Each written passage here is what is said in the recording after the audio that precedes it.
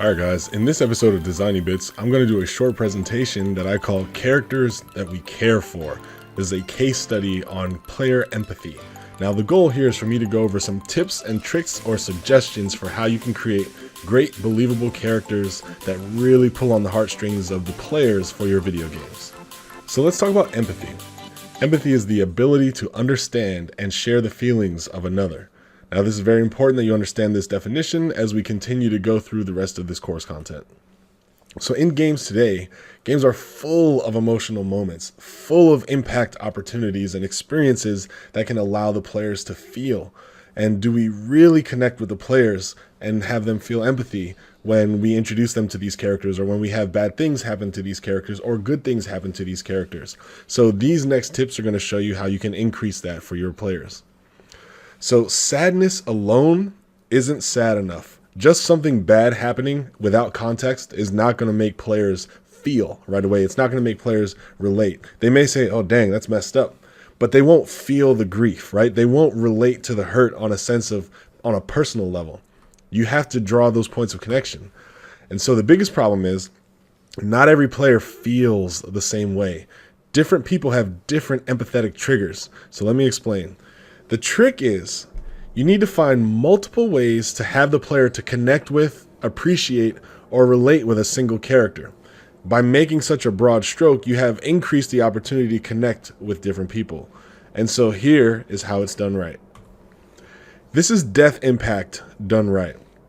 Spoiler alert, this is Eris from Final Fantasy VII, and she's introduced to you as a bullied female. She's innocent and wholesome, she's a caretaker, and also she's the best healer in Final Fantasy VII. And later in the game, she dies. So how do you feel as a player? Maybe you failed to protect her. There's a love interest who's lost. More importantly, you lose her utility. And also, you lose all the equipment and time invested into this character.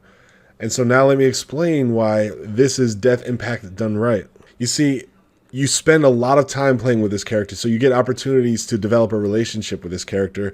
But if the story side isn't enough when she dies, there's also the fact that you're losing her from your party. You no longer have your best healer. You no longer have all the equipment that you put into her. You no longer get any use out of all the time that you invested leveling up this character. So that loss is going to be unavoidable. So it's not just that character being a sweet and innocent person who's gone, but it's also the utility. It's also the fact that that character can no longer provide heals for you.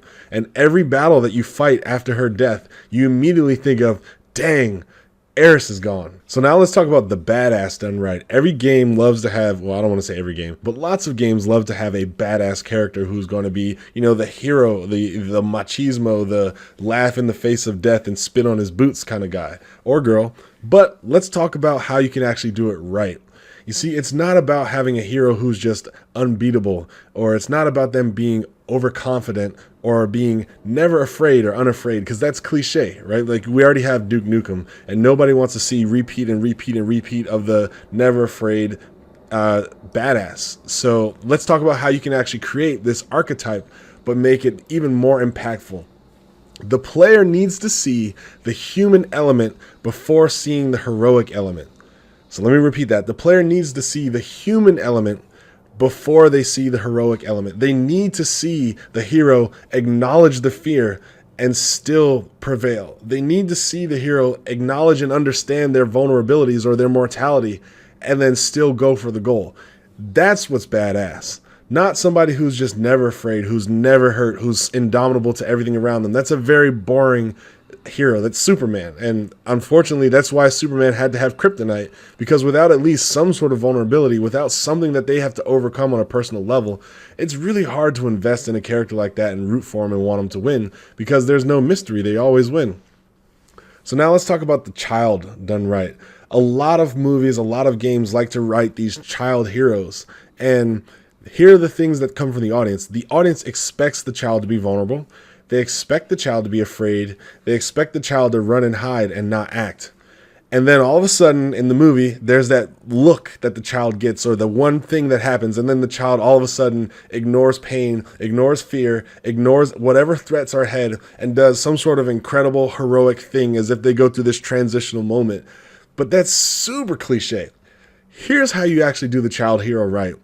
The child should be vulnerable, the child should be afraid, the child should be crying, but the child should still act heroic while maintaining those emotions. That's really how you deliver an impactful experience, especially if you're writing a child character who's supposed to be heroic.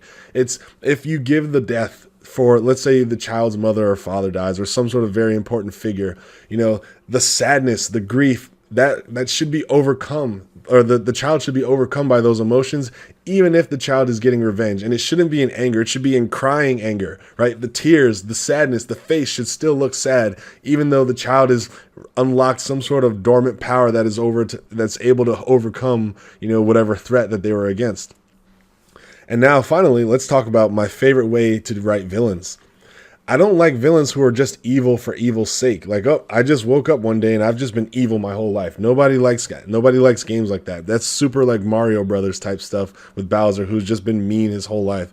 People want villains that have a story, right? So the villain's motivational needs need to be the truest of all, in my opinion. It needs to be so clear that you can see why somebody would drive to such lows to achieve these goals. It's the existence of the villain and his goals alone that gives the reason needed, or that gives all the reason needed to justify the existence of the hero. And even with the villain, you still can't lose the human element. The villain still needs to be understood, even if you're not agreeing with those actions or why that villain is making those things or those decisions. You can't just have a super evil power and just say he's evil. That doesn't work. That falls flat on audiences these days. What people really like is seeing somebody's fall from grace and seeing somebody go to the dark side to restore the balance in their own life.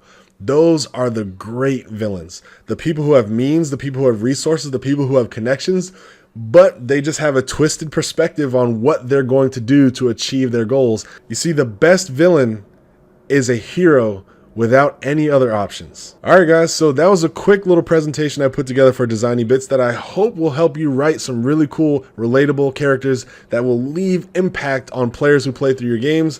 If not, rewind the video and watch it again. So thanks for watching this segment of Designy Bits. I really had a lot of fun putting this together, and I really hope you look forward to way more of this kind of content. I'm going to keep breaking down my favorite game design mechanics from my favorite games and sharing those design lessons with you, my subscribers. Oh, you're not a subscriber yet? Well, please hit that subscribe button so you can stay up to date on all the Designy Bits coming your way. Thanks again for watching Larry Games. Obviously, I'm Larry, and I'm out.